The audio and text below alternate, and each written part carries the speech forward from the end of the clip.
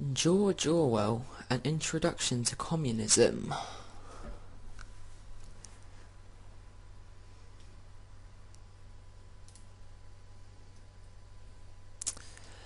Having recently been introduced to the key concepts and ideals behind communism while studying Russian history at college, it strikes me that the generally American-induced perspective on the much maligned communism is heavily imbalanced. Joseph Stalin was the equivalent of Osama bin Laden in modern America, and communism under him and his successors was as if all the great expansive world leaders of history had bound together as a unified enemy. In many regards he was this and more, due to the policy of mutually assured destruction, MAD if you will, held between the USA and the USSR, in which both sides possessed nuclear weapons to destroy each other and the rest of the world. The East and West were held in a fragile balance.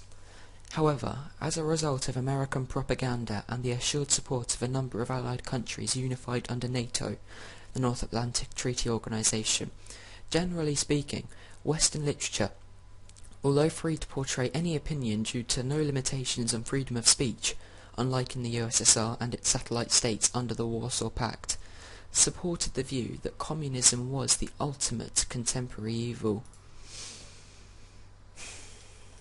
Step up George Orwell.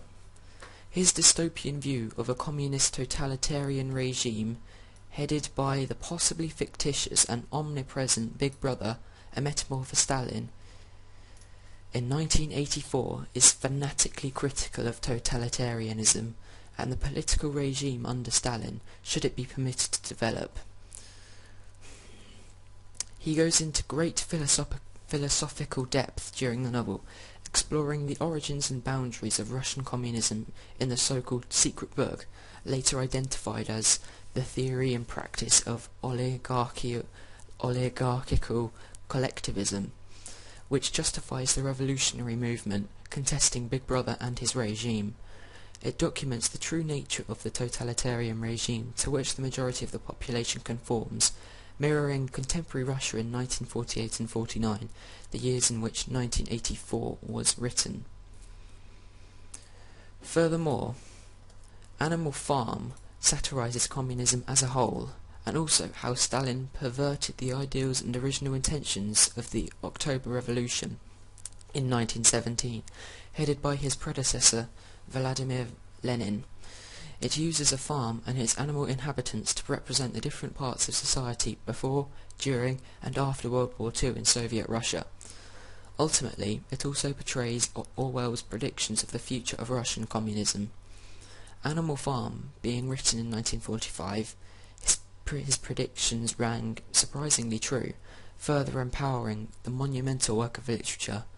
The dominating pigs, headed by the Stalin-esque Napoleon, conclude by betraying the ideals of the revolution and arising to an equivalent position of capitalism, fully contradicting socialism. Consequently, Animal Farm is evidently a scathing indictment of communism and Stalin by Orwell, with no concession that capitalism is at fault in any sense. However, Orwell doesn't fully conform to Western tradition. That propaganda inspired his detestation of communism. He himself had experience of the negative aspects, having fought on the side of the short-lived Republicans in the Spanish Civil War against the fascist general Franco. Experiences documented in his novel, Homage to Catalonia.